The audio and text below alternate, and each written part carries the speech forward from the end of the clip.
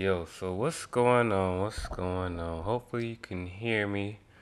Talking a little loud. Let me see if I could turn this up a little bit.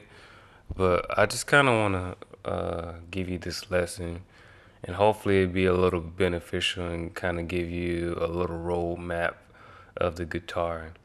Now, I've recently seen some ads about this, and it's definitely false to me as a guitar player when it comes to actually playing, and it's kind of how I see the guitar map. And basically, it's this thing called using the cage system. And I've seen an ad that was saying basically that the cage system doesn't really help you when it comes to learning guitar.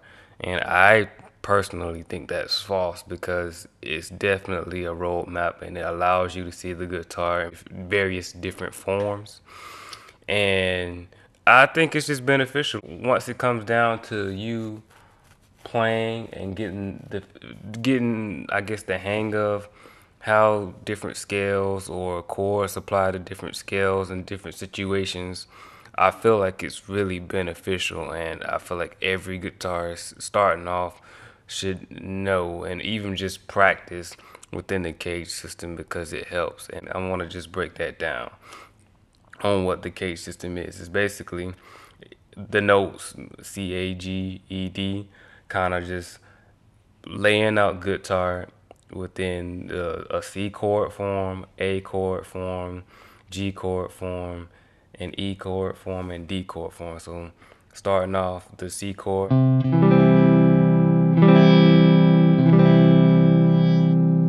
the A form, which comes from the A chords. But I'm gonna play it I'm gonna play A form in the key of A, then go back to the key of C, and this basically lesson is gonna be around the key of C for the most part. So that's A form in the key of C.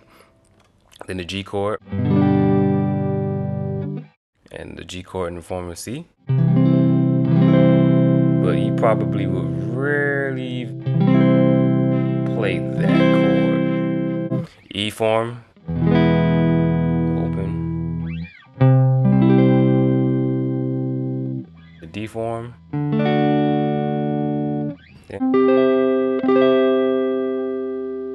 And so basically that's all it is. Like if you look at guitar within those frets and within those forms, you can kind of see as I'm playing 1, 2, 3, 4, or even that if I start applying notes or scales to those chords, I basically have a roadmap of scales all up and down the neck.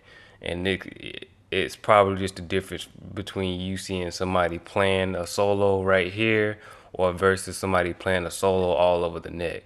Guys that probably play solos all over the neck, they probably are very familiar with the cage system and they know where to go and how to implement it and how to apply it. So I'm gonna start off basic, just with just the C major scale, and just go from there and just kind of go through the different forms and so show you how it looks basically. So I'm starting in C form, and of course the notes on the C major scale is the C, D, E, F, G, A, B, and C again. No sharps, no flats, just all the way through. So.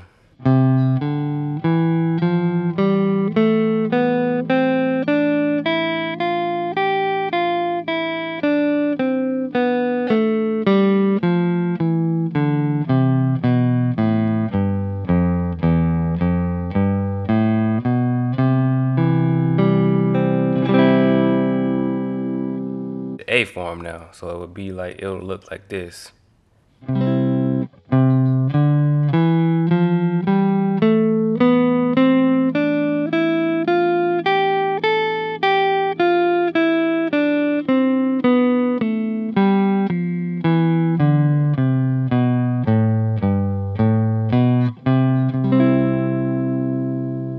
G form C major scale.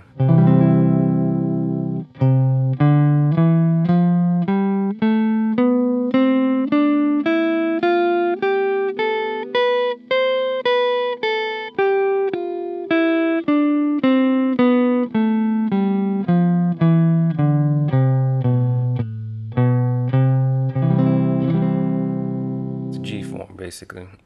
E form.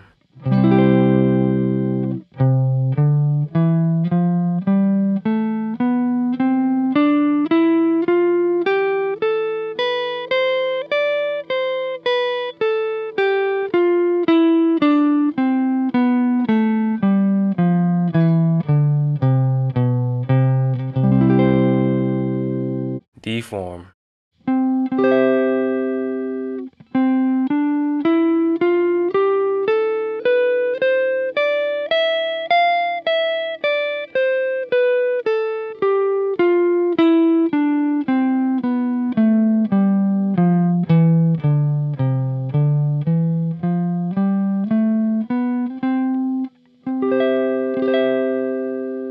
And as you can see, me playing all through the scales from here to almost the whole entire neck, I have a roadmap of what I can play and what I can do when it comes to soloing. So think of it like this.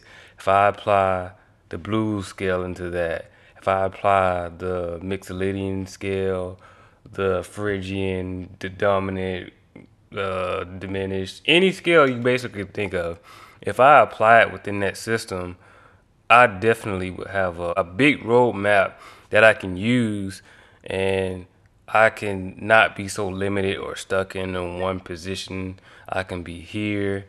I can mix and mingle different forms and things like that, and it kind of widens your perspective or your view of the guitar. And like I said, I've seen an ad about this.